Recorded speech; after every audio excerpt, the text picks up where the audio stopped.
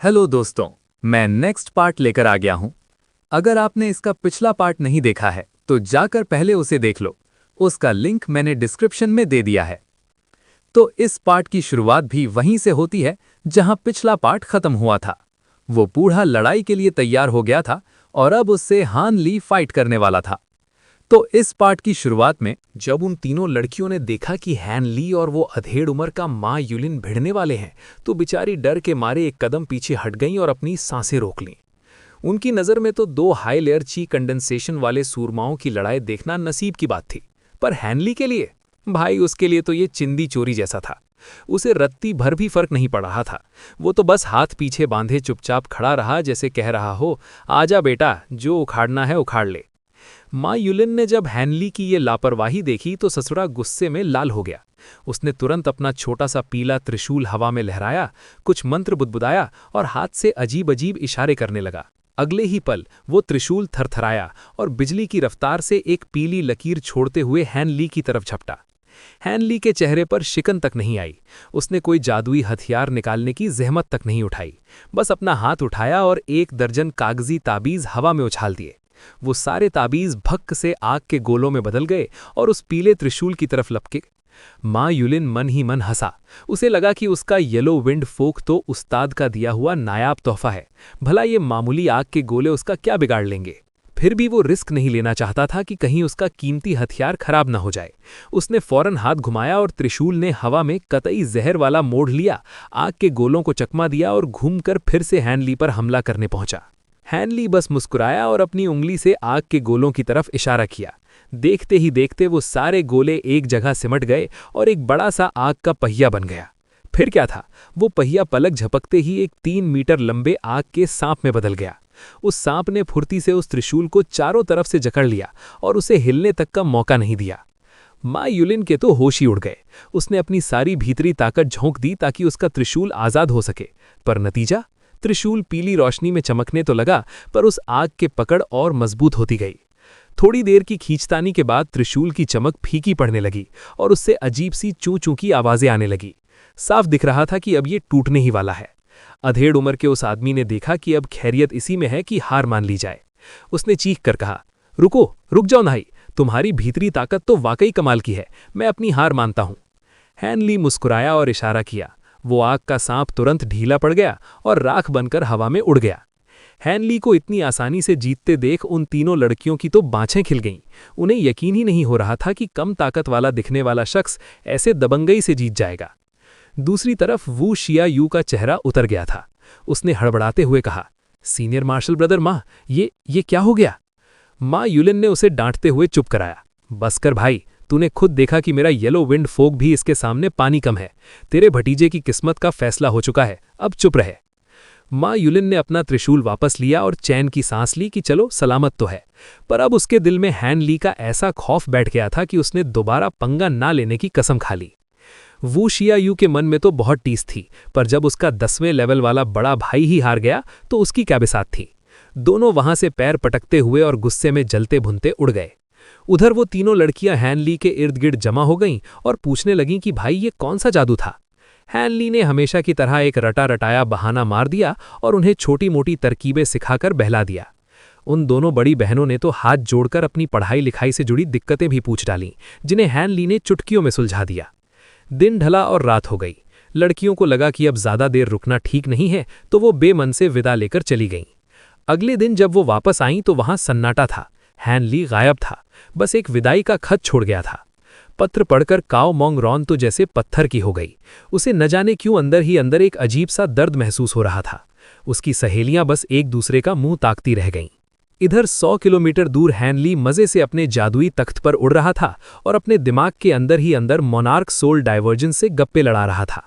बुढ़े मोनार्क ने पूछा, क्यों रे छोरे, सच में मन बना लिया है कि ग्वाननिंग प्रेफेक्चर जाकर फैंग खानदान की वो गुप्त गुफा खोलेगा?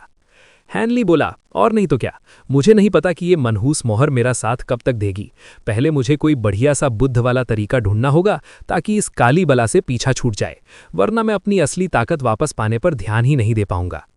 मोनार्क ने टकासा जवाब दिया, ज्यादा उम्मीद मत पाल, मुझे नहीं लगता कि किसी ऐरे गहरे छोटे खानदान के पास कोई तगड़ी तकनीक होगी। हैनली ने माथे पर बल देते हुए कहा, पता है मुझे, पर यही रास्ता सबसे आसान है। मिल गई तो ठीक, वरना किसी बड़े मठ में घुसना पड़ेगा, और मेरी अभी जैसी हालत है वहां दाल गलना मुश्किल है। मोनार्क हंसते हुए बोला, तेरी ताकत क्या घटी, तू तो चूहा बन गया। अगर तू अभी भी नेसेंट सोल लेवल पर होता तो कोई भी मठ तुझे इज्जत के साथ वो तकनीक दे देता। हैनली बस कड़वी मुस्कान के साथ रह गया। उसे पता था कि ये मठ वाले बड़े टेढ़े होते हैं। अगर सीधे हाथ से काम न बना तो शायद उसे भेष बदलकर वहां घुसना पड़े, पर वो सिर मुंडवाने और कस्में खाने वाली बात सोचकर ही उसे घिन आ रही थी। उसने सोचा, शायद किसी विद्वान खानदान में कोई रास्ता मिल जाए। कुछ हफ्तों बाद हैन ली ग्वानिंग प्रेफेक्चर की सरहद में घुस गया। रास्ते में उसे कोई बहुत बड़े सूरमा तो नहीं मिले, बस छोटे मोटे ची कंडेंसेशन वाले उड़ते दिखे, जिनसे उसने दूरी बनाए रखी। 2 दिन बाद वो फैल्कन क्लाउड विलेज नाम के एक गांव में पहुंचा। गांव क्या था, बस 4 टेढ़ी मेढ़ी सड़कें और मिट्टी लकड़ी के ढहते मकान। मौसम कड़ाके की ठंड का था, पर हैनली अपने साफ सुथरे कपड़ों में टशन से चल रहा था। गांव वाले उसे देखकर हैरान नहीं हुए, जो कि बड़ी अजीब बात थी।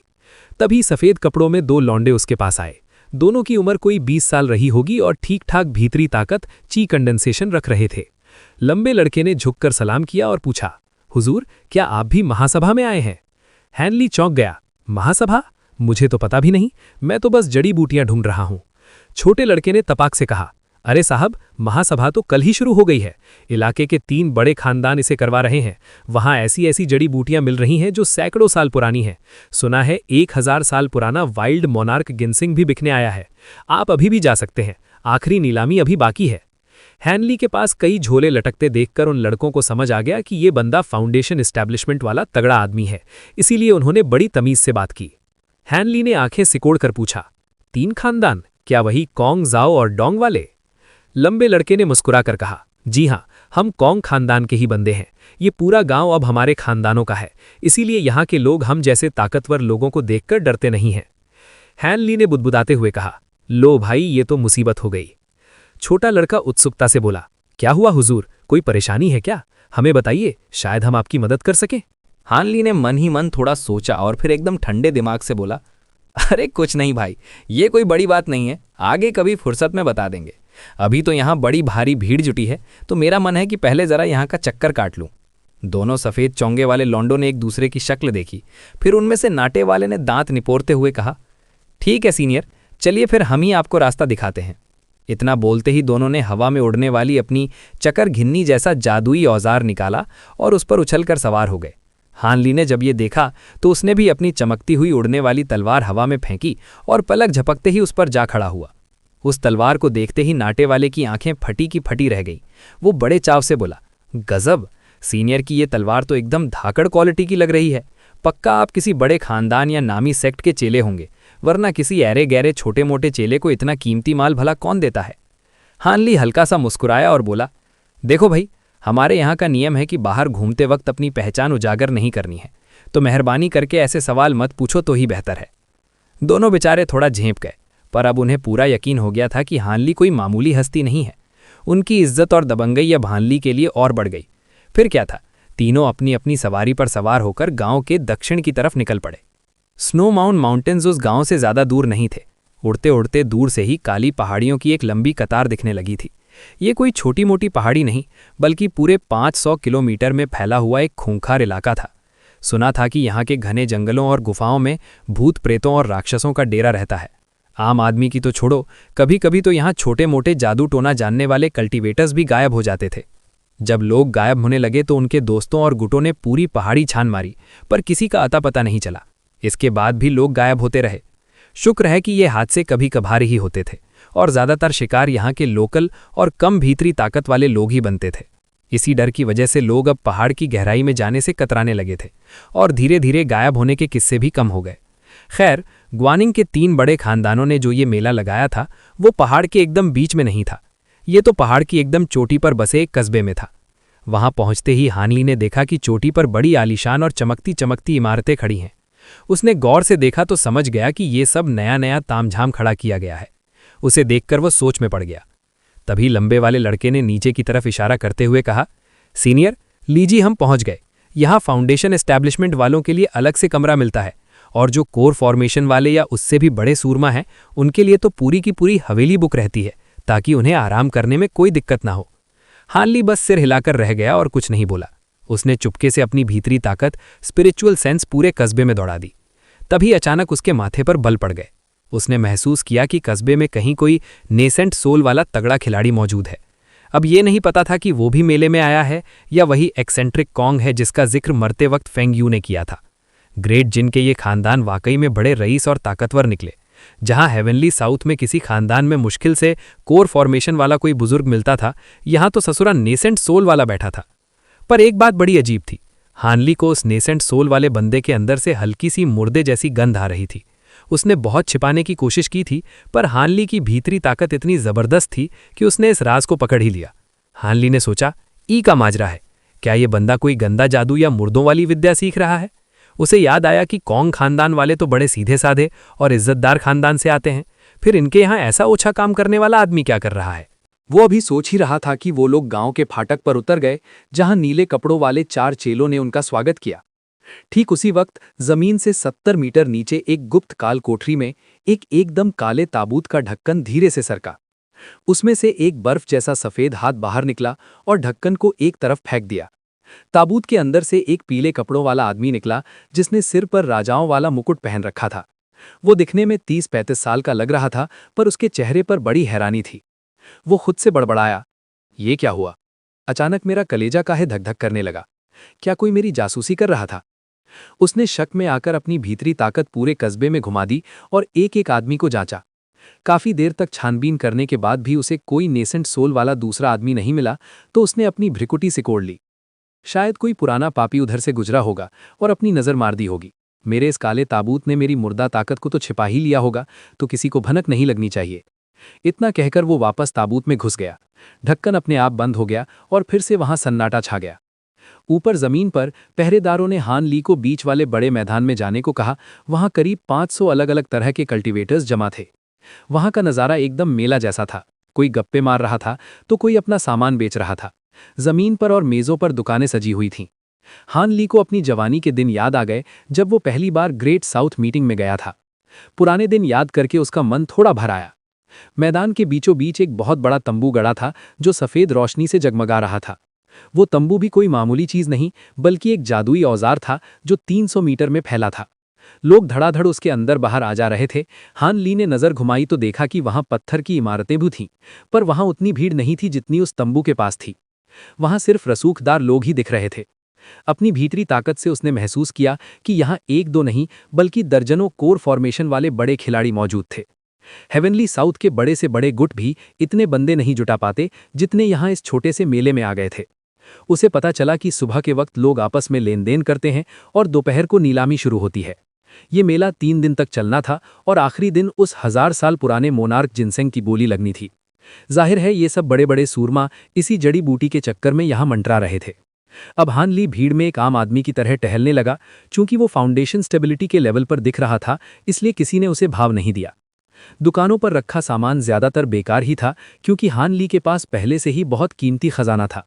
बस एक आध दुकान पर कुछ अजीबोगरीब औजार दिखे, पर गौर से देखने पर समझ आया कि वो भी उसके किसी काम के नहीं हैं। जब उसे कुछ पसंद नहीं आया तो उसने सोचा कि चलो उस बड़े तंबू के अंदर चलकर देखते हैं। पर जैसे ही वो मुड़ा, उसे लगा कि कोई उसका पीछा कर रहा है। पीछे मुड़कर देखा तो एक नुकीले कान और पिचके गाल वाला बूढ़ा उसे बड़े अचंभे से देख रहा था। वो बूढ़ा भी फाउंडेशन स्टेबिलिटी के लेवल का ही था।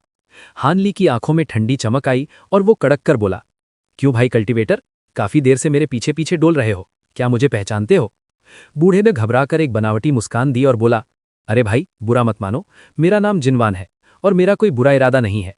मैं तो बस ये देखकर दंग रह गया कि तुम्हें इन सब जादुई चीजों और कबाड़ की इतनी गहरी परख है। तुम जिस तरह से सामान देख रहे थे, मुझे लगा कि तुम कोई बड़े ज्ञानी पुरुष हो। हान ली ने रूखेपन से कहा, अच्छा तो तुम मेरी जासूसी कर रहे थे, पर बात सिर्फ इतनी तो नहीं होगी, जरूर कुछ काम होगा तभी पीछे लगे हो। बूढ़ा मुस्कुराया और हान ली की कमर पर लटके झोलों को देखकर आंखें नचाते हुए बोला, पकड़ लिए ना, असल में मेरे पास एक बड़ी अजीब सी चीज है, न मुझे उसका आता पता है न उसका काम। मैं चाहता था कि तुम जरा उसे अपनी पारखी नजर से देख लो, अगर तुम्हें पसंद आ गई तो मैं तुम्हें बेच भी दूंगा। तुम्हारी ठाट बाट देखकर लग रहा है कि तुम इसे आराम से खरीद लोगे।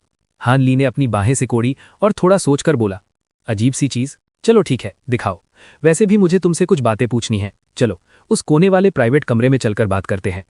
बूढ़ा थोड़ा हिचकिचाया, प्राइवेट कमरा? भाई वहां बैठने का तो एक स्पिरिट स्टोन लगता है, बड़ी रईसी झाड़ रहे हो। हान ली ने रहस्यमयी तरीके से मुस्कुराते हुए कहा, पैसे की चिंता मत करो, वो मैं दे दूंगा। बस दुआ करो कि तुम्हारी वो चीज मुझे निराश न करे। बुढ़ा जिन युआन धीमे से हंसा और बोला, अरे कल्टीवेटर भाई, रिलैक्स रहो एकदम। बड़ी जान जोखिम में डाल के ये चीज हाथ लगी है। कोई ऐरी गैरी नट्ठू खैरी चीज नहीं है ये, एकदम कतई जहर आइटम है। हान ली ने बस मुंडी हिलाई और बिना कुछ बोले जिन युआन को लेकर बगल वाली एक बिल्डिंग की तरफ चल दिया।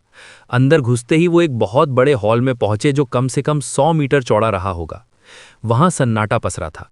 बस एक अधेड़ उम्र की फाउंडेशन एस्टैब्लिशमेंट वाली औरत चटाई पर पालथी मार के बैठी थी। जैसे ही उसने हान ली और जिन युआन को अंदर आते देखा, उसने अपनी आंखें खोली और फुर्ती से खड़ी हो गई। वो मुस्कुरा के बोली, साहब लोग आए हैं तो लगता है या तो हॉल की पुरानी जादुई किताबों का कलेक्शन देखना है, या फिर आपस में गुपचुप बतियाने और अपनी अंदरूनी ताकत का एक्सपीरियंस शेयर करने के लिए कोई कोना खूबचा चाहिए।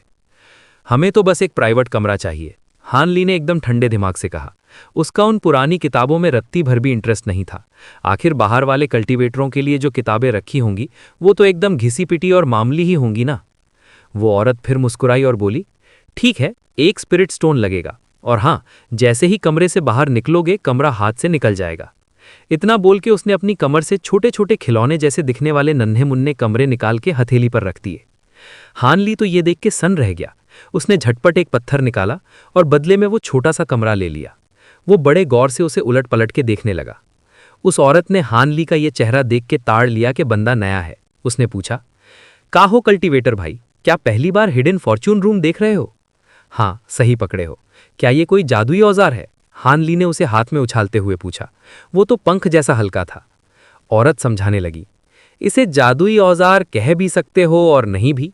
बस इसमें अपनी थोड़ी भीतरी ताकत फूको और ये चालू। अब देखो, ये सस्ता वाला है तो बस एक हद तक ही फैलेगा, ज्यादा तामझाम नहीं है इसमें। लेकिन जो असली महंगे वाले होते हैं उनमें तो तगड़ी सुरक्षा और घेराबंदी लगी होती है। वो तो एकदम धाकड़ जादुई खजाने जैसे होते हैं। खैर, ये जो तुम्हें दिया है ये तो आम सा कमरा है, पर इतना पक्का है कि तुम्हारी बातें कोई बाहर सुन नहीं पाएगा।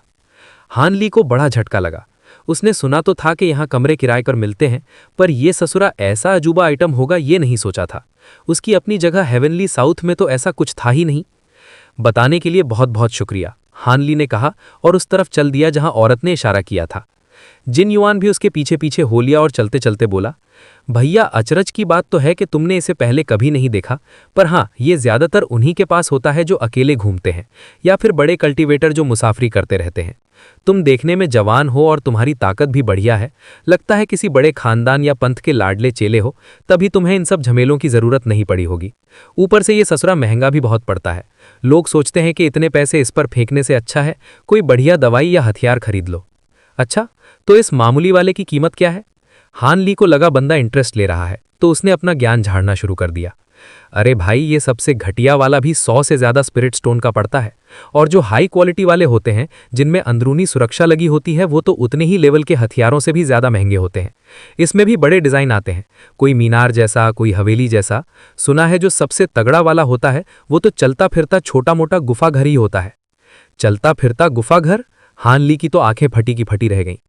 जिन युआन खिलखिला के हंसा, अरे हान भाई, इतना मत उछलो। वैसा एक छोटा सा गुफा घर लेने जाओगे तो हजारों हजार स्पिरिट स्टोन फूकने पड़ेंगे। हम जैसे छोटे मोटे कल्टीवेटरों के बस की बात नहीं है वो तो बस सपनों की बात है। हान ली ने गर्दन हिलाई और फिर से शांत हो गया। अब वो उस जगह पहुंच गए जहां सफेद रोशनी से चमकते हुए 6 पत्थर के कमरे रखे थे। ये वही छोटे खिलौने जैसे कमरों के बड़े रूप थे। हान ली ने अपनी भीतरी ताकत से एक कमरे को टटोलने की कोशिश की। जैसा उसने सोचा था, कमरे की दीवार से उसकी ताकत टकरा के लौट आई। घेराबंदी तो मामूली थी जिसे कोई भी तोड़ सकता था, पर तोड़ते ही अंदर वाले को पता चल जाता कि कोई बाहर खड़ा ताक झांक कर रहा है। छिपके बाटे करने के लिए ये जुगाड़ बढ़िया था। यही सोच के हान ली ने वो छोटा सा कमरा हवा में उछाला और अपनी हथेली से नीली रोशनी छोड़ी। जैसे ही उसकी भीतरी ताकत उसमें घुसी, वो कमरा गर्म होकर थरथराने लगा। फिर एक हल्का सा धमाका हुआ, सफेद रोशनी चमकी और सामने 10 मीटर चौड़ा पत्थर का कमरा खड़ा हो गया। उसने कमरे की तरफ देखा और तमीज से बोला, जिन भाई पधारिया। तो मैं ही पहले घुसता हूं। सच कहूं तो देखे तो बहुत है, पर ऐसे कमरों के अंदर जाने का मौका कम ही मिला है। जिन युआन अपनी दाढ़ी सहलाते हुए हंसा और अंदर चला गया। हान ली भी मुस्कुराते हुए पीछे गया और दरवाजा धड़ाम से बंद कर दिया। अंदर कमरा छोटा था, पर सजावट चकाचक थी। बीच में पत्थर की मेज, कुर्सियां और एक पत्थर का पलंग भी था। जिन युआन पहले ही एक कुर्सी पर जम चुका था। हान ली ने दीवार पर हाथ रखकर अंदरूनी सुरक्षा चालू कर दी और फिर जिन युआन के सामने बैठ गया। जिन युआन के चेहरे पर अब थोड़ी गंभीरता आ गई थी। उसने बात शुरू की, तुमने बाहर कहा था कि तुम्हें कुछ चीजें जाननी है, क्या पूछना चाहते हो? बस छोटी मोटी बातें, हान ली ने शांति से जवाब दिया। मुझे ग्वानिंग प्रीफेक्चर में कुछ दिन रुकना है, पर यहाँ के बड़े खानदानों के बारे में मुझे कुछ खास पता नहीं चला। तुम्हारी बातों से लगा कि तुम यहीं के रहने वाले हो और यहाँ की नस नस से वाकिफ हो। जिन युआन का चेहरा खिल गया। बस इतनी सी बात? अरे भाई, मैं सिर्फ ग्वानिंग की ही नहीं बल्कि पूरे लियाओ प्रोविंस की कुंडली निकाल के रख सकता हूँ। बोलो क्या जानना है? हान ली ने इत्मीनान से पूछा। यहाँ के मालिक तो 3 बड़े खानदान हैं, तो जरा उन्हीं के बारे में बता दो, और पिछले कुछ सालों में यहाँ क्या क्या बड़े कांड हुए हैं वो भी सुना दो। जिन युआन शुरू हो गया। अरे भाई, यहाँ के रईस खानदानों की क्या बात करूं? ये इलाका तो समझो पढ़ाकू कल्टीवेटरों का गढ़ है। यहाँ के चारों बड़े खानदान अलग अलग जड़ से आए हैं, सिवाय कौंग खानदान के। हान ली ने थोड़ा मुंह टेढ़ा किया और पूछा, 4 खानदान? मैंने तो सुना था यहाँ बस 3 ही बड़े खानदान हैं।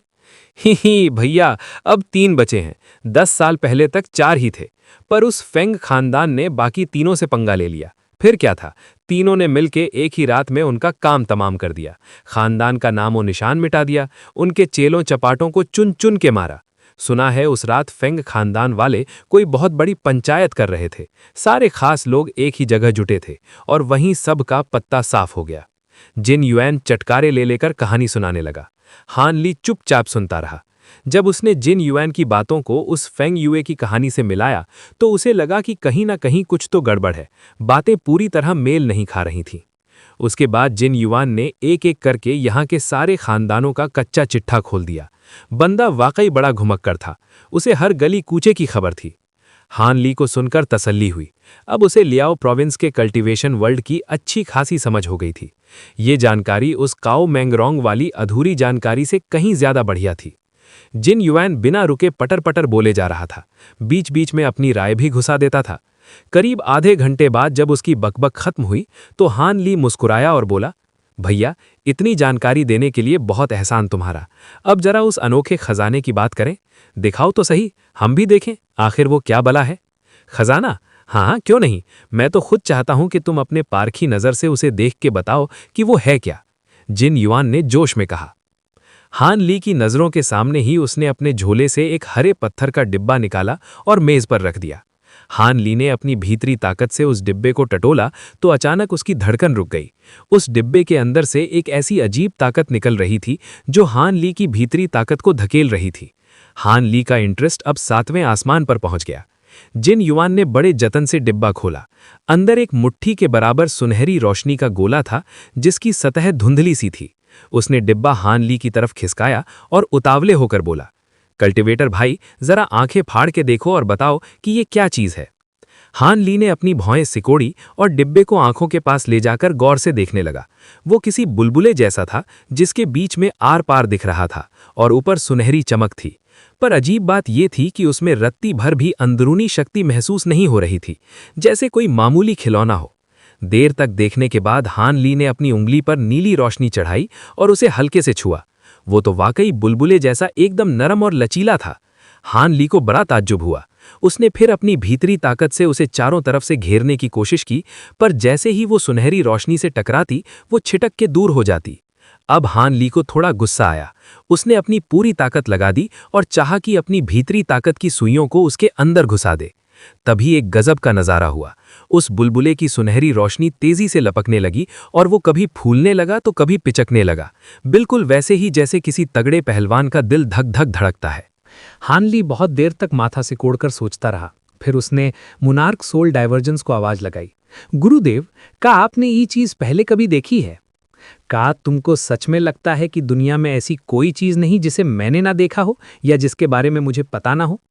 मुनार्क सोल डाइवर्जेंस ने एकदम टका सा जवाब दिया, ना भाई, मुझे नहीं पता ये क्या है, लेकिन अगर ये तुम्हारी भीतरी ताकत यानी स्पिरिचुअल सेंस को रोक पा रहा है तो समझो कोई कीमती माल है।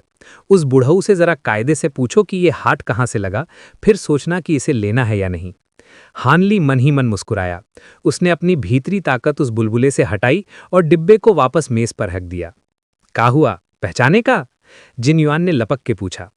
माफ करना भाई, हमारा तजुर्बा अभी थोड़ा कम है, हम पहचान नहीं पाए। हानली ने चेहरा उतरा हुआ मनाकर झूठ बोल दिया। अरे, जब आप जैसा धुरंधर नहीं पहचान पाया? जिन युआन का चेहरा लटक गया। हमें तो लगा था जिस तरह ही चमक रहा था आपको इसका राज पता चल गया होगा। हानली हंसकर बोला, अरे वो चमक तो तब आई जब मैंने अपनी पूरी भीतरी ताकत झोंक दी। भले नाम न पता हो, पर चीज है बड़ी धाकड़। अच्छा, ये बात है। जिन युवान को थोड़ा शक तो हुआ, पर फिर उसने खुद अपनी भीतरी ताकत उस सुनहरे बुलबुले कर लगा दी। हानली चुपचाप तमाशा देखता रहा। थोड़ी देर बाद बुलबुला हल्का सा थरथराया और चमकने लगा। बूढ़ों की तो सांस फूल गई। उसने पसीना पोंछते हुए हाथ खींच लिया। बाप रे, हम तो मजाक बन के रह गए। आपकी भीतरी ताकत तो हमसे कोसों आगे है, उसने हाथ जोड़कर कहा। उसे लग रहा था कि हानली कोई मामूली आदमी नहीं, बल्कि किसी बड़े खानदान या संप्रदाय का लाडला है जिसे घुट्टी में ताकत पिलाई गई है। हानली बस मंद मंद मुस्कुराता रहा। भाई जिन, ये मिला कहाँ से था? अगर बता सको तो बताओ, शायद मुझे कुछ याद आ जाए। हानली ने बड़े ही बेपरवाह अंदाज में पूछा। जिन युआन पहले तो हिचकिचाया, फिर कड़वी मुस्कान के साथ बोला, बताने में हर्ज नहीं है, पर कहानी ऐसी है कि आप यकीन नहीं करेंगे। अरे बोलोगे तब न यकीन करेंगे, बताओ तो सही, हानली ने मजे लेते हुए कहा। जिन युआन ने ठंडी आह भरी। ई माल पाने के चक्कर में मेरे कई जिगरी दोस्त ऊपर चले गए। याद करता हूं तो रूह कांप जाती है। फिर उसने बताना शुरू किया। मैं एक सीधा साधा लूज कल्टीवेटर हूं। मिट्टी वाली विद्या यानी अर्थ एट्रीब्यूट जानता हूं। मेरी किस्मत भले खराब रही, पर मिट्टी के अंदर घुसने वाली कला यानी अर्थ मूवमेंट में मेरा कोई सानी नहीं है। अगर मेरी जड़ें कमजोर न होती तो बड़े बड़े संप्रदाय मुझे गोद लेने के लिए आपस में लड़ मरते। खैर, 3 साल पहले मेरे एक दोस्त ने न्योता दिया कि उसे एक बहुत पुरानी कब्र मिली है। उसे मेरी मिट्टी वाली कला की जरूरत थी।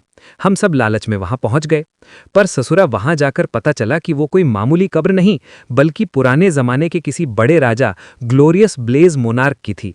पहले तो लगा कि मिट्टी हाथ लगेगी, क्योंकि राजा महाराजाओं का सामान हमारे किस काम का, पर भाई साहब वहां तो जादुई औजारों का ढेर लगा हुआ था। जिन युआन की आवाज थरथराने लगी। जैसे ही हमने सामान छुआ, वहां पड़े हुए कंकाल जिंदा हो गए। ससुरा उन पर न तो तलवार काम कर रही थी न जादू। मेरे दोस्तों को उन्होंने गाजर मूली की तरह काट डाला। तभी उस राजा के ताबूत से ऐसी डरावनी आवाज आई जैसे वो खुद उठने वाला हो। मैं तो अपनी मिट्टी वाली कला के दम पर जान बचाकर भागा, बाकी सब वहीं ढेर हो गए। भागते भागते मैं ताबूत के ऊपर रखा ये डिब्बा उठा लाया। हानली ने डिब्बे की तरफ इशारा किया। तो ये वही है? हाँ, इसे कोई खरीदने को तैयार नहीं था, क्योंकि कोई पहचान ही नहीं पा रहा था। हानली सोच में पड़ गया। अजीब बात है, एक मामूली राजा और उसके पास कल्टीवेटरों वाला सामान, और वो भी मुर्दा हो गया। तुम दोबारा वहां नहीं गए? गया था भाई, पूरी फौज लेकर गया था, पर ससुरा वहां पहुंचते ही सब गायब। जहां कब्र थी वहां अब बस जंगल था, जबकि मेरा निशान वहीं का वहीं था। हानली ने दांव खेला। वो जगह है कहां? जिन युआन ने दांत पीसते हुए कहा। स्नो माउंट रेंजेस की गहराइयों में। हानली की आंखें चमक उठीं। वही जगह जहां लोग अक्सर गायब हो जाते हैं। कहीं ये उसी का चक्कर तो नहीं? जिन युआन बोला, हो सकता है, अगर आपको शौक है तो ये लो पता। जिन युआन ने एक पत्थर यानी जेड स्लिप पर पता लिखकर हानली को थमा दिया। हानली ने उसे जेब में रखते हुए कहा, ठीक है, वक्त मिला तो चक्कर लगाएंगे। जिन युआन अब खुश था, बोला, देखो भाई, अपनी तो दोस्ती हो गई, अब ये फालतू डिब्बा मेरे किस काम का? आप इसे बस 100 स्पिरिट स्टोन्स में ले लो। 100? अरे भाई, ये तो बहुत कम है, आप 200 लो। हानली ने बड़े भोलेपन से 2 चमकते पत्थर उसकी हथेली पर रख दिए। जिन युआन ने झट से पैसे लिए और डिब्बा हानली को पकड़ा दिया, जैसे डर रहा हो कि कहीं हानली अपनी बात से मुकर न जाए। तभी हानली की कमर पर बंधे एक झोले से अजीब सी चीख सुनाई दी और वो हिलने लगा। ई का है? जिन युआन हकबका गया। हानली ने झोले को थपकी दी और बड़े आराम से बोला, अरे कुछ नहीं, छोटे मोटे पालतू जानवर हैं, शायद डिब्बे को खाने की चीज समझकर एक्साइटेड हो गए हैं। जिन युआन को हानली की बातों पर शक तो हुआ, पर उसने ज्यादा खोद खोद कर नहीं पूछा। थोड़ी बहुत इधर उधर की बातें की और फिर वहां से खिसक लिया।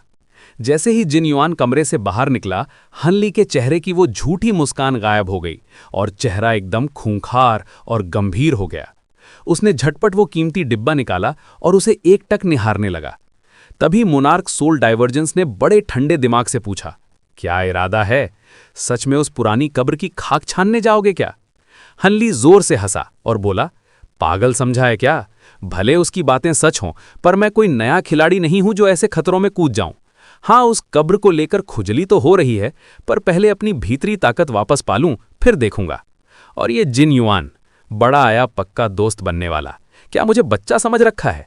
भला कोई घाघ बुढ़ा अपनी इतनी पुरानी और गहरी बात किसी राह चलते अजनबी को क्यों बताएगा? साला पक्का कोई जाल बिछा रहा है। एकदम सही पकड़े हो, मोनार्क सोल डाइवर्जेंस ने हामी भरी। अगर तुम्हारी जगह कोई नया लड़का होता तो अब तक इसके झांसे में आकर अपनी लंका लगवा चुका होता। उसे लग रहा है कि उसने तुम्हारा भरोसा जीत लिया है और आगे चलकर तुम्हें तगड़ा चूना लगाएगा। मुझे याद है जब मैं कहते कहते उसकी आवाज़ एकदम से रुक गई और उसने एक लंबी आह भरी। हनली ने चुटकी लेते हुए पूछा, अरे तो क्या सीनियर भी कभी ऐसे ही उल्लू बने थे? मोनार्क सोल डाइवर्जेंस शर्म के मारे खिसिया गया और बोला, अरे भाई जवान तो मैं भी था कभी, गलतियां सबसे होती हैं। चलो कोई बात नहीं, मैं कुरे दूंगा नहीं। हनली मुस्कुराया। पर देखो तो ये वीपिंग सोल बीस्ट इस चीज को लेकर कितना उतावला हो रहा है। बड़ा अजीब माजरा है। उसने अपनी कमर से थैली खोली और एक काली रोशनी बाहर निकली। मेज पर एक छोटा सा 1 फुट का काले बालों वाला बंदर प्रकट हुआ। आते ही वो बंदर हवा सूंघने लगा और उस सुनहरे बुलबुले को ऐसी नजरों से देखने लगा जैसे उसे समझ नहीं आ रहा हो कि डरे या खुश हो। हनली ने जब अपनी भीतरी ताकत से उससे संपर्क किया तो पता चला कि बंदर उस सुनहरे बुलबुले को देखकर डरा हुआ भी था और जोश में भी था। अचानक वीपिंग सोल बीस्ट के शरीर से काली धुएं जैसी ताकत निकली और वो सीधा उस सुनहरे बुलबुले के अंदर घुस गया। अंदर घुसते ही बुलबुला एकदम से चमक उठा और एक मटमैली आग की लपट ने बंदर को चारों तरफ से घेर लिया। बंदर दर्द से तड़पा पर हिला नहीं। वो अपनी काली ताकत से उस आग का मुकाबला करने लगा। हनली का माथा ठनका। उसे समझ नहीं आ रहा था कि हो क्या रहा है, पर इतना साफ था कि बंदर उस आग की मदद से अपनी ताकत बढ़ा रहा है। हैरानी की बात तो ये थी कि उस आग के निकलते ही चारों तरफ जबरदस्त भीतरी ताकत का सैलाब उमड़ पड़ा। मोनार्क सोल डाइवर्जेंस हक्का बक्का होकर चिल्लाया, रुको रुको, ऐसा कुछ मैंने पहले भी देखा है।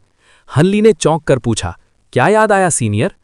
ठहरो, जरा पुरानी यादों में गोता लगाने दो। मोनार्क सोल डाइवर्जेंस की आवाज भारी हो गई। बहुत साल पुरानी बात है, जब मैं घूम रहा था तब मैंने एक 10,000 साल पुराने मुर्दा राजा कॉर्प्स मोनार्क के पास ऐसी ही चीज देखी थी। वो पहले एक बौद्ध भिक्षु था और मरने के बाद उसने अपनी पवित्र राख को एक खूंखार हथियार बना लिया था। वो उसे ढाल की तरह इस्तेमाल करता था। उसने मेरी नाक में दम कर दिया था, पर वो चांदी जैसा चमकता था और मुर्दे के शरीर के अंदर रहता था। इस मामूली फाउंडेशन एस्टैब्लिशमेंट वाले जिन युआन के पास ये कहाँ से आया? हनली ने फिक्र जताते हुए पूछा। जब ये इतना ताकतवर है तो क्या मेरे वीपिंग सोल बीस्ट के लिए खतरा तो नहीं? मोनार्क सोल डाइवर्जेंस बुदबुदाया। अबे ओ, अभी तक नहीं समझे? तुम्हारा ये बंदर उस मुर्दा आग को डकार रहा है। तुम तो अजूबे हो ही, तुम्हारे पालतू जानवर भी एक से बढ़कर एक नमूने हैं। भूतों और आत्माओं को तो ये ऐसे चबाता है जैसे गाजर मूली। मैंने आज तक ऐसा जानवर नहीं देखा। हनली को थोड़ी राहत मिली। उसने देखा कि बंदर धीरे धीरे उस मटमैली आग को खत्म कर रहा है। वो मुस्कुराकर बोला, सच कहूं तो ये बंदर अपनी असली नस्ल से बहुत आगे निकल चुका है। कई बार इसकी ताकत बदली है। अब तो कहना मुश्किल है कि ये वीपिंग सोल बीस्ट है भी या कुछ और। जो भी हो, ये एकदम धाकड़ चीज है। इतनी पुरानी आग को तो बड़े बड़े कल्टीवेटर छूने से डरते हैं और ये इसे नाश्ते की तरह खा रहा है। और मजे की बात देखो, इस जादुई चीज का अभी कोई मालिक नहीं है, वरना वो मुर्दा राजा इसे कहीं से ढूंढ निकालता। हनली की आंखों में चमक आ गई। मतलब बंदर के आग खाने के बाद ये कीमती चीज मेरी हो जाएगी? बिना मांगे इतना बड़ा खजाना मिल गया। अब तो मैं भी देखना चाहता हूं कि इस बौद्ध ढाल में कितना दम है। मोनार्क सोल डाइवर्जेंस ने समझाया, ये कोई मामूली चीज नहीं है, इसे वज्र रेलिक कहते हैं। ज्यादातर ऐसी चीजें सफेद होती हैं, पर सुनहरी वाली तो बहुत ही दुर्लभ और खूंखार होती हैं। इन्हें सिर्फ वही भिक्षु बना पाते हैं जो अपनी संस्था के सबसे बड़े रक्षक होते हैं। तभी अचानक बुलबुला कांपा और उसमें से एक छोटी सी हरी रोशनी बाहर निकली। हनली ने फौरन अपनी भीतरी ताकत से उसे घेरा, पर बंदर ने अपनी नाक से एक फूंक मारी और उस हरी रोशनी को वापस खींचकर निगल लिया। हनली चुपचाप ये सब देख रहा था और कुछ सोचने लगा। इधर हजारों मील दूर एक अंधेरी और खौफनाक कब्र के कमरे में 3 पत्थर के ताबूत रखे थे। दीवारों पर पुरानी तस्वीरें थीं और चारों कोनों में हरी आग धधक रही थी। जैसे ही बंदर ने उस हरी रोशनी को निगला, एक ताबूत के अंदर से दर्द भरी चीख गूंजी। धड़ाम से ताबूत का भारी ढक्कन हवा में उड़ा और एक लंबा चौड़ा काला साया बाहर निकला। क्या हुआ मेरे लाल, इतना गुस्सा क्यों? बीच वाले ताबूत से एक भारी और रौबदार आवाज आई। वो काला साया गुस्से में दहाड़ा, पिताजी, मेरी भीतरी शक्ति का एक हिस्सा खत्म हो गया। तभी एक औरत की सुरीली आवाज पास के छोटे ताबूत से आई। अरे तो क्या हुआ? शायद किसी ने तुम्हारे भेजे हुए साये को मार दिया होगा, कोई बड़ी बात नहीं है। अंडरवर्ल्ड रिवर कॉर्प्स आर्ट्स का अभ्यास करो, सब ठीक हो जाएगा। इतना गुस्सा सेहत के लिए ठीक नहीं है। वो साया अपना सीना पीटते हुए गरजा, पर मेरा वज्र बैरियर। बीच वाले ताबूत से आई आवाज अब एकदम ठंडी और जानलेवा हो गई। क्या? वो बौद्ध ढाल जो मैंने उस भिक्षु को मारकर तुम्हें दी थी, मैंने खुद उसे तुम्हारे लिए तैयार किया था। अभी तक तुमने उसे अपना गुलाम क्यों नहीं बनाया? वो काला साया हकलाने लगा। मैं तभी औरत वाले ताबूत से एक आह निकली और ढक्कन खिसका और एक पतली सी परछाई उठकर बैठी। बोली, महाराज, बेटे को दोष मत दीजिए, इसमें मेरी भी रजामंदी थी। आखिर बात क्या है? महाराज की आवाज थोड़ी नर्म हुई। वो ढाल बहुत कीमती थी। मैंने सोचा मेरे बेटे की ताकत कम है तो ये उसकी जान बचाएगी, वरना मैं उसे खुद इस्तेमाल करता। अब बताओ माजरा क्या है? वो औरत थोड़ी देर हिचकिचाई, फिर एक लंबी सांस छोड़ते हुए बोली, महाराज, कुछ साल पहले जब आप गहरी नींद में सो रहे थे, तब राजकुमार ने अपना एक रूप धरती पर भेजा था। उनका इरादा चांद की रोशनी से भीतरी ताकत खींचकर अपने खजाने को और भी तगड़ा बनाने का था। लेकिन जैसे ही वो उस खजाने को अपना बनाने की रस्म शुरू करने वाले थे, बाहर से कुछ मामूली इंसानों की टोली वहां घुस आई। उस वक्त राजकुमार चांद की शक्ति सोखने में मग्न थे, इसलिए महल की ज्यादातर पाबंदियां और जाल सुस्त पड़े थे। नतीजा ये हुआ कि वो कल्टीवेटर्स घुसते घुसते सीधा राजकुमार के खास कमरे तक पहुंच गए। अब बेचारे राजकुमार क्या करते? उन्हें मजबूरी में रस्म रोकनी पड़ी और उन घुसपैठियों को ठिकाने लगाने के लिए अपने मुर्दा कठपुतली छोड़ने पड़े।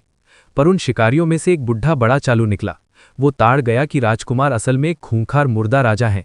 वो फौरन गिड़गिड़ाने लगा और बोला कि हुजूर, मेरी जान बख्श दो, बदले में मुझ पर कोई भी पाबंदी लगा दो, मैं आपका गुलाम बनकर रहूंगा। राजकुमार को लगा कि ये बंदा काम का हो सकता है, तो उन्होंने उसे अपने काबू में कर लिया। अरे भाई, पर इस सब का उस वज्र रेलिक से क्या लेना देना? बीच में ही उस अधेड़ उम्र के आदमी की आवाज गूंजी, जो एकदम उखड़ा उखड़ा लग रहा था। महाराज, थोड़ा धीरज धरिए। औरत ने जल्दी जल्दी सफाई दी। काम की बात यह है कि उस बुढ़े ने राजकुमार को एक धांसू तरकीब सुझाई। उसने कहा कि वो बाहर की दुनिया से कल्टीवेटर्स की आत्माएं आसानी से बटोर कर लाएगा। हमें खुद हाथ पैर मारने की कोई जरूरत नहीं पड़ेगी। अच्छा, जरा हमें भी तो बताओ, वो ये कारनामा कैसे करेगा? अब उस आदमी की आवाज में थोड़ी दिलचस्पी दिखी। बड़ा सीधा सा खेल है हुजूर। उस आदमी ने कहा कि राजकुमार उसे अपना कोई अनोखा खजाना दे दें और उसके अंदर अपनी भीतरी ताकत का एक छोटा सा अंश छुपा दें। इसके बाद वो बुढ़ा उस चीज को आवारा घूमने वाले कल्टीवेटर्स को बेच देगा और उन्हें लालच देकर खुद राजकुमार के मकबरे तक खींच लाएगा। अब जाहिर सी बात है कि वो अपनी मौत खुद चलकर आएंगे, और अगर मान लो वो मकबरे तक नहीं भी आए तो खजाने के अंदर बैठा राजकुमार का वो भीतरी अंश मौका देखकर जाग जाएगा और उस आदमी का काम तमाम कर देगा। फिर उसकी आत्मा को उसी खजाने में कैद करके वापस मकबरे ले आएगा।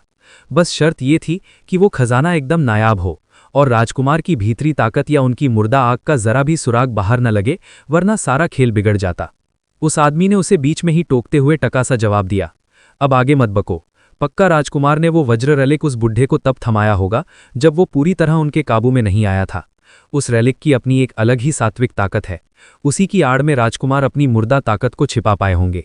बिल्कुल सही पकड़े हैं महाराज, क्योंकि एक बार अगर वो रेलिक पूरी तरह राजकुमार का हो जाता तो वो मुर्दा ताकत को नहीं छिपा पाता।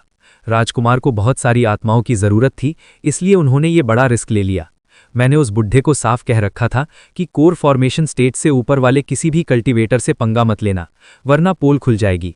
पिछले कुछ सालों से काम एकदम चकाचक चल रहा था और कई कल्टीवेटर्स हमारे हत्थे चढ़े थे, लेकिन लगता है उस बुढ़े की मति मारी गई और उसने बात नहीं मानी, जिसकी वजह से खजाना भी हाथ से गया और राजकुमार का वो भीतरी अंश भी तबाह हो गया।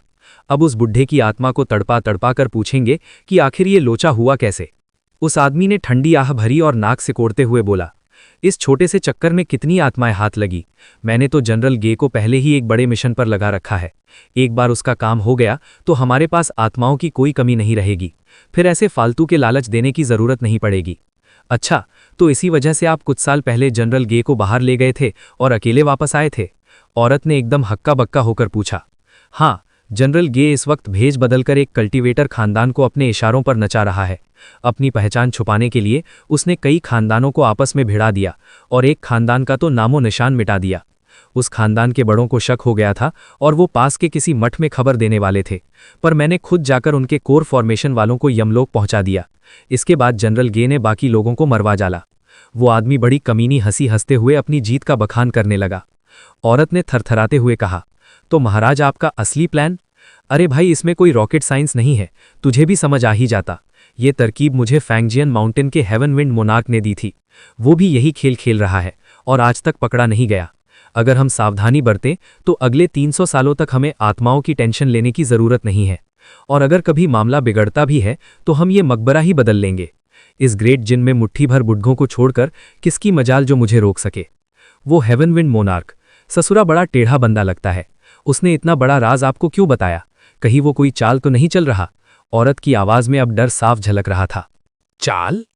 अरे वो तो अपनी जेब गरम कर रहा था, आदमी ने गुस्से में दांत पीसते हुए कहा।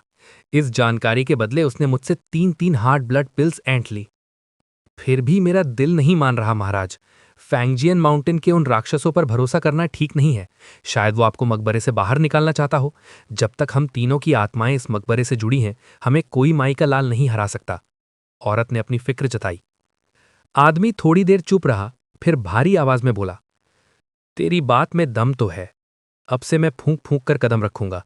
जब भी बाहर जाऊंगा मकबरे की सारी सुरक्षा को एकदम टाइट कर दूंगा और उन राक्षसों को कानों कान खबर नहीं होने दूंगा कि मैं कब बाहर निकला। बस आप अपना ख्याल रखिए महाराज। औरत की आवाज़ अचानक चाशनी जैसी मीठी हो गई। सच तो यह है कि आपको खुद बाहर जाने की ज़रूरत ही क्या है। आप ये काम मुझ पर या अपने दूसरे रूपों पर छोड़ सकते हैं। आखिर आपकी सलामती ही मेरे लिए सब कुछ है। पगली, तू नहीं जानती, इस प्लान को कामयाब बनाने के लिए मुझे ग्वानिंग प्रीफेक्चर के सारे बड़े खानदानों को अपनी मुट्ठी में करना होगा। उसने बड़े प्यार से समझाया।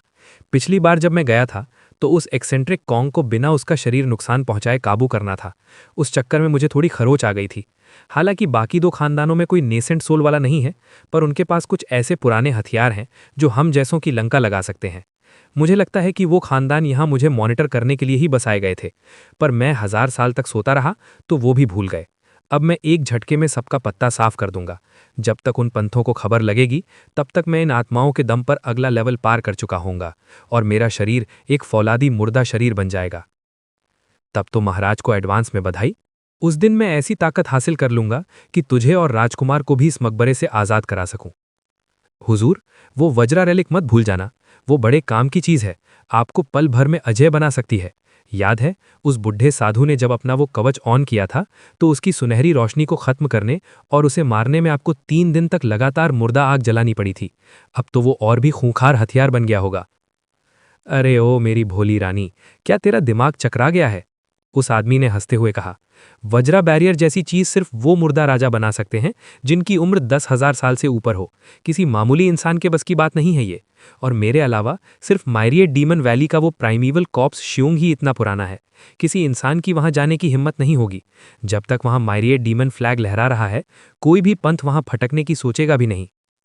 बात तो सही है, पर वो खजाना हमारे लिए एकदम झक्कास है। एक बार पता चल जाए कि वो किसके पास है तो उसे छीनने के लिए बंदे भेजते हैं। औरत ने खुन्नस में कहा। हाँ, मैं यही सोच रहा था, पर जिस किसी ने भी राजकुमार की भीतरी शक्ति को पहचाना है वो कोई ऐरा गैरा नत्थु खैरा नहीं होगा। जैसे ही उसका पता चलेगा मैं अपने 2 रूप उसे लाने के लिए भेजूंगा। अगर वो नेसेंट सोल के मिड लेवल वाला बंदा नहीं हुआ तो मेरा काम पक्का समझो। मैं भी जाना चाहता हूं। अचानक उस काली ताकत में लिपटे लंबे साए ने पहली बार अपना मुंह खोला। तू बाहर कैसे जाएगा? आदमी की आवाज एकदम कड़क हो गई और उसने उसे बुरी तरह झाड़ दिया। तू अपने शरीर की मुर्दा गंध तक नहीं छिपा सकता। कोई भी कल्टीवेटर तुझे देखते ही पहचान लेगा। फालतू की बकवास बंद कर और चुपचाप अपनी ताबूत में घुसकर तपस्या कर। बेचारा राजकुमार उदास हो गया। उसने गुस्से में अपना हरा और बालों वाला हाथ हवा में भांजा और चुपचाप लेट गया, पर उसकी आंखों से अंगारे बरस रहे थे। पत्थर का भारी ढक्कन जमीन से उठा और ताबूत पर वापस फिट हो गया। इधर हजारों मील दूर हनली को रत्ती भर भी अंदाजा नहीं था कि उस मामूली भीतरी शक्ति को खत्म करना उसके लिए इतनी बड़ी बखेड़ा खड़ा कर देगा। वो तो बस अपनी सुनहरी बुलबुले के अंदर बंद उस वीपिंग सोल बीस्ट को एकटक देख रहा था और उसके चेहरे पर 1000 तरह के भाव आ जा रहे थे। ठीक उसी पल जैसे ही जिन्युएन अपने कमरे में पहुंचा, उसके पूरे शरीर में अचानक स्लेटी रंग की आग लग गई और पलक झपकते ही वो राख बनकर हवा में उड़ गया। उसकी आत्मा तो बच गई, पर वो खौफ के मारे कांप रहा था। तभी उसे ऐसा लगा जैसे कोई उसे घसीट रहा है। उसकी आत्मा उस स्लेटी रंग की आग में लिपटी और खिड़की से बाहर ऐसी गायब हुई कि उसका नामो निशान तक नहीं बचा। हिडन फॉर्चून रूम के अंदर काफी देर बिताने के बाद हान ली ने आखिर में तय किया कि उस वीपिंग सोल बीस्ट को सुनहरे बुलबुले के साथ ही अपनी स्टोरेज पोटली में डाल लेना चाहिए।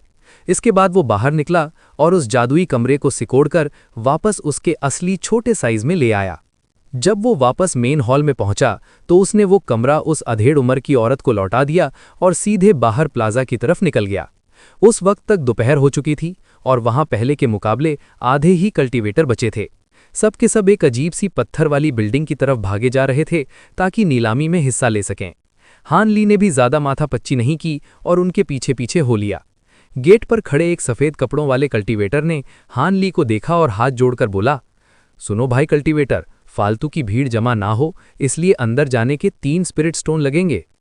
हान ली हल्का सा मुस्कुराया, अपनी पोटली से चुपचाप 3 पत्थर निकाले और उस बंदे के हाथ पर रख दिए।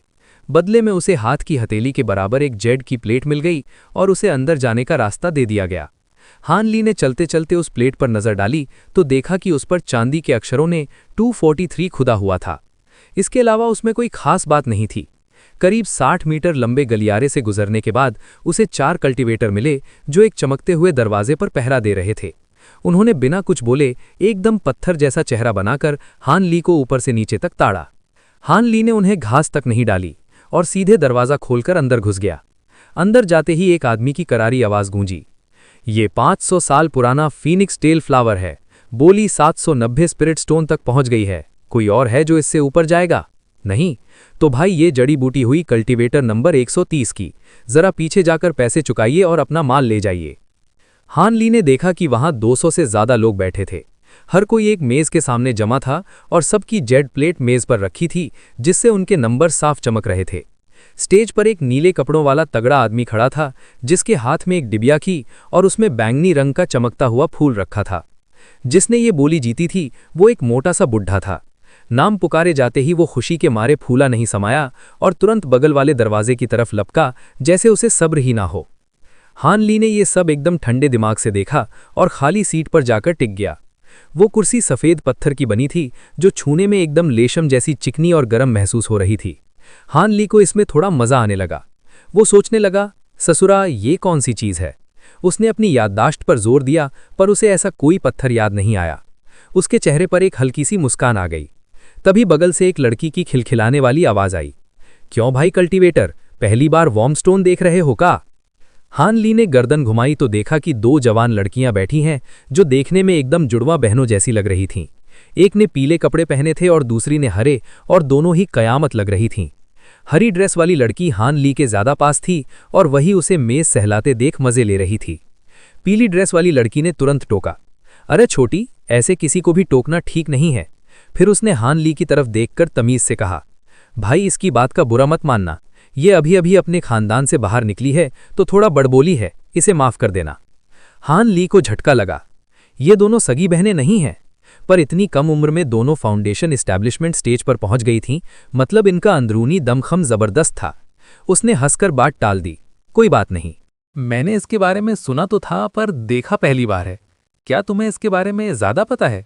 ये कोई मामूली चीज तो नहीं लगती, वरना मैं इतने साल जंगलों में खाक छानता रहा, मुझे भनक तो लगती। पीली ड्रेस वाली लड़की मुस्कुराते हुए समझाने लगी, देखो ये वॉर्म स्टोन उस वॉर्म जेड से एकदम अलग होता है। तुम्हें नहीं पता तो इसमें हैरानी की बात नहीं, क्योंकि ये सिर्फ यहीं के स्नो माउंटेन्स में मिलता है। बस ये छूने में गर्म और दिखने में सफ़ेद होता है, बाकी इसमें कोई जादुई ताकत नहीं है। हाँ, आम पत्थरों से तो ये लाख गुना महंगा है। हान ली ने सिर हिलाकर शुक्रिया कहा और फिर से नीलामी की तरफ ध्यान लगा लिया। उसकी इस बेरुखी को देख हरी ड्रेस वाली लड़की ने नाक भौं से कोड़ी, जैसे कह रही हो, बड़ा आया शरीफ बनने वाला। वो कुछ बोलने ही वाली थी कि उसकी दीदी ने उसे ऐसी घूरती हुई नज़रों से देखा कि उसकी बोलती बंद हो गई। हान ली को इन सब बातों से कोई लेना देना नहीं था। वो तो बस शांति से वहां बिक रहे हथियारों और जड़ी बूटियों की कीमतें देख रहा था। उसे पता था कि ये छोटे मोटे खानदानों की नीलामी है तो ज्यादा भारी माल नहीं मिलेगा। फिर भी वो ध्यान दे रहा था क्योंकि उसे पता चला कि ग्रेट जिन और उसके पुराने इलाके हेवनली साउथ के दामों में जमीन आसमान का फर्क है। थोड़ी देर बाद उसे समझ आया कि यहाँ तो सब कुछ बहुत महंगा है, चाहे जड़ी बूटी हो या हथियार। हेवनली साउथ के मुकाबले यहाँ कीमतें आसमान छू रही थीं। उसने सोचा कि भले ही ग्रेट जिन इलाका बहुत बड़ा है, पर यहाँ कल्टीवेटर भी टिड्डियों की तरह भरे पड़े हैं, इसलिए मांग बहुत ज़्यादा है और माल कम। पर एक अच्छी बात यह थी कि यहाँ ऐसी ऐसी नायाब चीज़ें मिल रही थीं जो उसने पहले कभी नहीं देखी थीं। हानली खुश हो गया कि अगर वो इस इलाके के बड़े बाजारों में जाए तो उसे अपनी ज़रूरत का हर कीमती सामान मिल जाएगा। तभी स्टेज वाले आदमी ने एक थाली निकाली जिसमें 3 लाल रंग के पत्थर रखे थे। वो पत्थर ऐसे चमक रहे थे जैसे उनके अंदर आग की लपटें नाच रही हों। आदमी चिल्लाया, ये रहे 3 फायर स्मेल्ट क्रिस्टल्स, आग वाले जादुई हथियार बनाने के लिए सबसे धाकड़ चीज। बोली शुरू होती है 500 स्पिरिट स्टोन से। हानली ने पहले तो उन्हें अनदेखा किया, पर तभी उसकी नज़र जम गई और उसके मुंह से हल्की सी आवाज़ निकली। उसके दिमाग के पीछे से मोनार्क सोल डाइवर्जेंस की आलसी आवाज़ आई, क्यों भाई हानली, इन पत्थरों को देखकर तेरी बाँछें क्यों खिल गईं? हानली ने मन ही मन हंसते हुए जवाब दिया, पत्थर, लगता है कभी कभी सीनियर से भी गलती हो जाती है। और उसने तुरंत 600 स्टोन की बोली लगा दी। मोनार्क सोल डाइवर्जेंस चकरा गया। क्या, इनमें तो कुछ खास नहीं है। भले ही मेरी ताकत चली गई हो, पर मेरी भीतरी समझ अभी भी तगड़ी है। मुझे नहीं लगता मैं गलत हूं। हानली ने रहस्यमयी हैजे में कहा, मेरी जानकारी कम हो सकती है, पर इस दुनिया में शायद ही कोई होगा जिसे दानवी जानवरों के कोर की मुझसे ज्यादा समझ हो। ये सुनते ही मोनार्क सोल डाइवर्जेंस सन्न रह गया। उसे पता था कि हानली फालतू की फेंकने वाला बंदा नहीं है। उसने थोड़ा रुक कर कहा, अगर तू इतना पक्का है तो कुछ तो बात होगी, पर मुझे यकीन नहीं हो रहा। सिर्फ मैं ही नहीं, इस नीलामी के पारखी भी इन्हें मामूली पत्थर समझ रहे हैं, और वो तो रोज यही काम करते हैं। हानली बस मुस्कुराया और बोली और बढ़ा दी। बाकी लोग पीछे हट गए और नीलामी कराने वाला आदमी खुशी खुशी चिल्लाया, 800 स्पिरिट स्टोन, ये तीनों फायर स्मेल्ट क्रिस्टल्स हुए नंबर 243 के। भाई साहब पीछे आइए और अपना सौदा ले जाइए। हानली अपनी प्लेट उठाकर पीछे के कमरे में चला गया। वहां एक छोटे लेवल का कल्टीवेटर उसका इंतजार कर रहा था, जो उसे एक खास कमरे में ले गया। एक नौकरानी चाय दे गई, जिसे हानली ने हाथ तक नहीं लगाया और बस कमरे को ताड़ता रहा। तभी एक गंजा बुढ़ा कल्टीवेटर बत्ती सी दिखाते हुए अंदर आया। उसने एक जेड का डिब्बा हानली के हाथ में थमाते हुए कहा, देरी के लिए माफी चाहता हूं मालिक, जरा देख लीजिए, यही माल आपने खरीदा था ना? हानली ने डिब्बा खोला। अंदर वही 3 लाल पत्थर आग की तरह दहक रहे थे। उसने बड़े ही शांत चेहरे के साथ उन्हें अपने हाथ में लिया और काफी देर तक बिना कुछ बोले उन्हें गौर से देखता रहा। अगली बार जब तुम्हें किसी कीमती चीज की तलाश हो, तो क्या तुम चाहोगे कि मैं तुम्हें ग्रेट जिन के सबसे बड़े और गुप्त बाजारों का पता बताऊं? अरे का, ई फायर स्मेल्ट क्रिस्टल्स में कोनो दिक्कत है का? बूढ़े ने एकदम दोस्ताना अंदाज में हंसते हुए पूछा। ना ना, सब ठीक है, जो बोली लगाए थे वही मिला है। हानली ने सर हिलाकर बड़े शांत भाव से जवाब दिया। फिर उसने चुपचाप अपनी चमचमाती पत्थर वाली गड्डियां, स्पिरिट स्टोन्स उसे थमाईं, वो कीमती नगीने लिए और एक सलाम ठोककर वहां से 9-2-11 हो गया। हानली जैसे ही आगे बढ़ा, उस बूढ़े ने उस खाली डिब्बे को देखा और उसके माथे पर बल पड़ गए। उसकी आंखों में हल्का सा शक तैर रहा था कि माजरा क्या है। थोड़ी ही देर में हानली वापस अपनी सीट पर आकर जम गया। अचानक एक रोशनी चमकी और उसके हाथ में एक फायर स्मेल्ट क्रिस्टल आ गया। हानली उसे देखकर ऐसे मुस्कुरा रहा था जैसे उसे कोई खजाना मिल गया हो। पास में बैठी हरे कपड़े वाली मेम साहब ने उसका ये रंग ढंग देखा तो बोल पड़ी, लगता है कल्टीवेटर साहब की जेब भारी है, जो इन 3 पत्थरों के लिए 800 स्पिरिट स्टोन्स लुटा दिए। हानली ने शांति से उसकी तरफ देखा और बोला, हाँ, बात तो सही है। बड़े दिनों से इन पर नजर थी मेरी, इन्हें पाकर तो मेरा यहां आना एकदम वसूल हो गया। उस मेम साहब ने जब हानली की आंखों में वो अजीब सी चमक देखी तो उसकी रूह कांप गई। उसकी बोलती एकदम बंद हो गई। पास बैठी पीली साड़ी वाली दूसरी औरत ने भी ये ताड़ लिया कि दाल में कुछ काला है। वो भी एकदम चुप मार गई। इस जैकपॉट को मारने के बाद हानली मजे से आगे का तमाशा देखने लगा। तभी मोनार्क सोल डाइवर्जेंस अपनी खुजली मिटाते हुए पूछ बैठा, अरे ओ छोरे हान, इन पत्थरों का उन खूंखार जानवरों के दानों से क्या लेना देना है? जरा हमें भी तो समझाओ कि चक्कर क्या है। अरे चचा, अब तो आप समझ ही गए होंगे, हानली ने बड़े आराम से जवाब दिया। इनमें से एक पत्थर असल में 7वें लेवल के जानवर का डीमन कोर है। हजारों साल बीतने के बाद इसका शरीर एकदम कांच जैसा हो गया है। अब ये बाहर से बिल्कुल फायर स्मेल्ट क्रिस्टल जैसा दिखता है। यहाँ तक कि जिनके पास बहुत तगड़ी भीतरी ताकत यानी स्पिरिचुअल सेंस है, वो भी इसमें धोखा खा जाएंगे। 7वें लेवल का डीमन कोर? जब बाहर से कुछ पता ही नहीं चल रहा तो तुमने कैसे पहचान लिया? मोनार्क सोल डाइवर्जेंस को उतना अचंभा तो नहीं हुआ, पर उसे शक अभी भी था। है, ये मेरी उस खूंखार ताकत का कमाल है, हानली ने राज खोलते हुए बताया। पुराने दिनों में मैंने हजारों हजार खूंखार जानवरों को मौत के घाट उतारा था, जिससे मेरे शरीर में वो कत्लेआम वाली ताकत बस गई है। जैसे ही वो 7वें लेवल वाला टुकड़ा बाहर आया, मेरी भीतरी ताकत कुलबुलाने लगी। इतने जानवरों को ठिकाने लगाने के बाद मुझे उन्हें सूंघने का हुनर आ गया है। अच्छा, तो ये बात है। बूढ़ा खिलखिलाकर हंसा। अगर तुमने इतने शिकार किए हैं तब तो समझ आता है कि तुम इतने टेढ़े क्यों हो। पर सच बताऊं, मुझे ये जानने में बड़ा मजा आएगा कि तुमने इतने जानवर मारे कैसे। लगता है तुम्हारी पोटली में बहुत सारी पुरानी कहानियां दबी पड़ी हैं। छोड़िए भी, वो तो बस एक मौका मिल गया था। काम की बात यह है चचा कि आपको शायद इस कांच बने दाने का असली इस्तेमाल नहीं पता। ओह, ये तो मैं भी पहली बार सुन रहा हूं कि कोई दाना कांच बन गया। बताओ तो जरा ये किस काम आता है। जब ये दाना कांच बन जाता है तो ये मामूली दाना नहीं रह जाता। हानली ने अपनी ठुड्डी सहलाते हुए कहा। अगर इसे दवा बनाने में डाल दिया तो ये ऐसा जहर बनेगा कि पीने वाला सीधा ऊपर पहुंच जाएगा। असल में ये पतली उड़ने वाली सुइयां यानी फ्लाइंग नीडल्स बनाने के लिए सबसे धाकड़ चीज है। कहते हैं कि इससे बनी सुई इतनी तेज चलती है कि पलक झपकते ही दुश्मन के सीने के पार हो जाती है। और सबसे डरावनी बात यह है कि ये सुई हवा में दिखती ही नहीं। चुपके से वार करने के लिए इससे बढ़िया कुछ नहीं। पर ये मिलते बहुत कम है क्योंकि इन्हें पहचानने वाले पारखी नहीं बचे। अगर मेरी ये खूंखार ताकत ना होती तो मैं भी गच्चा चा जाता। असल में हान ली ने एक बार किसी पुरानी पर्ची में ये सुई बनाने का तरीका पढ़ा था। जब उसने सालों पहले समुंदर के पार जेनिथ हियन के गुरु को पटका था, तब उसे वो पर्ची मिली थी। और आज ये दाना देखते ही उसे सब याद आ गया। भाई, ये तो हमने कभी नहीं सुना। दुनिया में सच में बड़ी अजीब अजीब चीजें हैं। मुझे नहीं लगता कि कोई भी कल्टीवेटर पूरी दुनिया छान पाया होगा। जहां तक मुझे पता है, हमारे हेवनली साउथ के अलावा 6 और भी ऐसी जगह हैं जहां खेतीबाड़ी होती है। कुछ जगहें तो ठीक हैं, पर कुछ एकदम मौत का कुआं है। मैंने अपनी जिंदगी में ग्रेट जिन के अलावा 2 और इलाके देखे थे, पर जब उम्र ढलने लगी तो वापस यहीं भाग आया ताकि अपनी जान बचाने का कोई जुगाड़ कर सकूं। मोनार्क सोल डाइवर्जेंस की आवाज एकदम ठंडी और मायूस हो गई। अरे चचा, इतना दुखी होने की जरूरत नहीं है। मौत तो सबके लिए लिखी है। अगर आप ऊपर वाली दुनिया में चले भी जाते तो भी कौन सा अमर हो जाते। बस वहां देवताओं की भीड़ होती और हम जैसों के लिए वहां पहुंचना पहाड़ तोड़ने जैसा है। पुराने जमाने से अब तक गिनती के लोग ही वहां जा पाए हैं। हान ली को भी ये बातें सुनकर कुछ कुछ होने लगा। पर मेरा मन अभी भी नहीं मान रहा। मुझे लगता था कि दिमाग और काबिलियत में मेरा कोई सानी नहीं है। पर आखिर में क्या हुआ? मेरी आत्मा इस कठपुतली के शरीर में कैद होकर रह गई और मैं बस अपनी मौत को टाल रहा हूं। अगर मुझे एक मौका और मिल जाता तो मैं बड़ी आसानी से अगले पायदान यानी डेटी ट्रांसफॉर्मेशन स्टेज पर चढ़ जाता। मोनार्क सोल डाइवर्जेंस बड़बड़ाते हुए एकदम शांत हो गया। हान ली को यह सुनकर बड़ा दुख हुआ। ये वही आदमी था जिसने अपनी धाक जमाई थी और जिसके सामने कोई टिकता नहीं था, पर आज वो बेबस था। हान ली को लगा कि कहीं कल को उसका हाल भी ऐसा ही ना हो जाए। ये सोचकर उसका चेहरा उतर गया और वो चुप हो गया। नीलामी चलती रही। चीजें और भी महंगी होती गईं, पर हान ली को अब किसी में रस नहीं आ रहा था।